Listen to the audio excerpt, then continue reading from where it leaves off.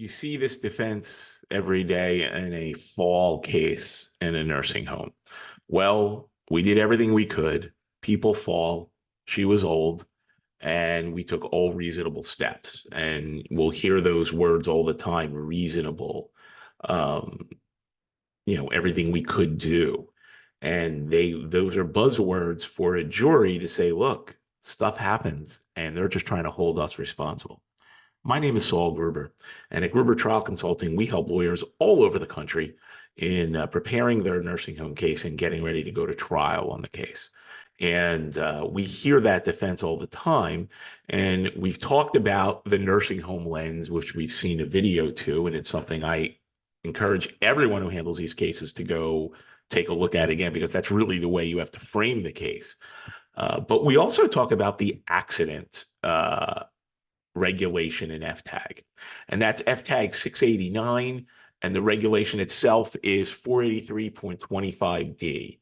And I want to get this right, so I want to try to read this, right? This says the facility must ensure that the resident environment remains as free of accident hazards as is possible, and each resident receives adequate supervision or assistance devices to prevent accidents. And everybody uses this, or everybody talks about this particular regulation in FTAG as the fall one. But it's more than that, right? Because it doesn't say fall there. Although falls are dealt with throughout the FTAG, it says accidents.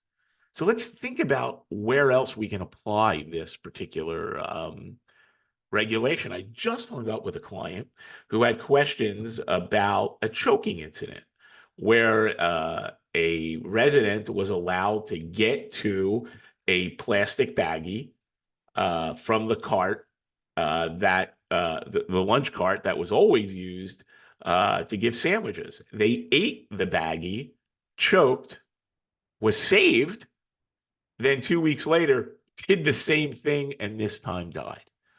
And the litigation as it went forward really was about choking and what they could or couldn't do. And what wasn't addressed was this regulation, because this regulation will talk about what's supposed to happen, what a facility is supposed to do.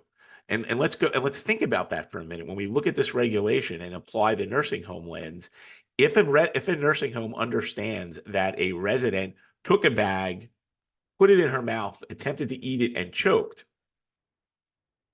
what do they have to do? Well, first they have to save her life, which they did in this case. But then they have to figure out why did it happen? Why did this particular person grab the bag? A psych assessment. Find out what was going on. What, based on that assessment, could they do to limit her access to the bags? How can we change the care plan to make sure we limit her access to bags or other things that could be choking hazards, just like we would do for our 6-month-old? There's no difference. They didn't do that. The care plan was changed to watch. That's it. 2 weeks later, she does it again. Now she dies. The defense is, well, we saved her life, and now they want to holler at us. No, we thank you for saving her life, but why didn't you go the next step to make sure it didn't happen again? So don't get caught up in the defenses and the choking. Look at the right portion of the regulation. Go through the entire FTAG. That FTAG will lead you to what you're supposed to do. What implementations could have happened. It'll take you through it.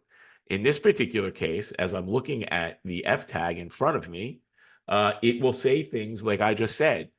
Did you do an assessment? Did you change the care plan? Did you monitor the new interventions? It's there. Use it. You'll be happy you did. Again, I'm Saul Gruber from Gruber Trial Consulting. If you have a question about a nursing home case, if you have a question about a trial, give us a call. We're here.